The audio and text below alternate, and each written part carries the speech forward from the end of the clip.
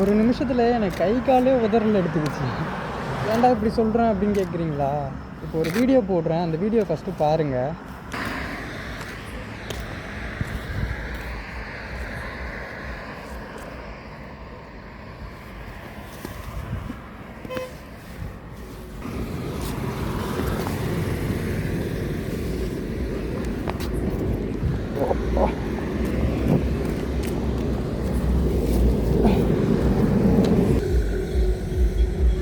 அப்பா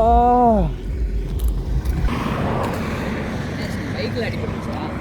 தெரியல ப்ரோ. வண்டி நான் வந்துட்டு இருந்தேன். சரி.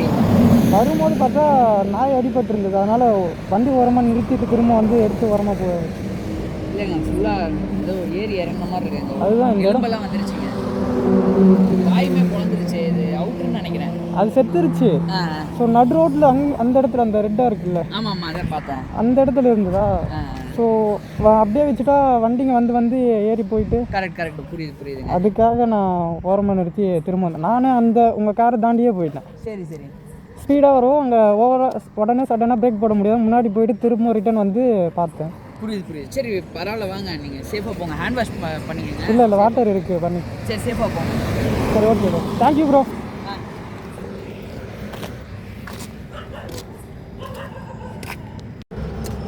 அந்த வீடியோ பார்த்துருப்பீங்கன்னு நான் நினைக்கிறேன்.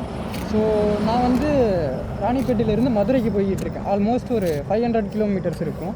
ஸோ கிட்டத்தட்ட நான் ரீச் ஆகிற ஸ்டேஜ், அதாவது ஒரு 70 to 80 கிலோமீட்டர்ஸ் தான் எனக்கு இருக்குது மதுரை ரீச் ஆகிறது. ஸோ ரீச் ஆகும்போது அந்த விஷயத்தை பார்க்கும்போது கண்ணுக்குள்ளே இருக்குது. அந்த ஒரு நிமிஷம் நான் ரொம்பவே பயந்துட்டேன். அதே நம்ம அந்த இடத்துல விழுந்திருந்தா என்ன நடந்திருக்கும் அப்படின்றது என்னோட யோசிக்கவே முடியாத ஒரு விஷயமா இருக்குது. இது ஜஸ்ட் ஒரு அவேர்னஸ் வீடியோவாக தான் நான் க்ரியேட் பண்ணலான்னு நினைக்கிறேன். நீங்கள் எதுவும் தப்பாக எடுத்துக்காதீங்க. எங்கே போனாலுமே பைக்கில் போகிறீங்கன்னா ஹெல்மெட் போட்டு போங்க, சேஃபாக ட்ரைவ் பண்ணுங்கள். Thank you to all.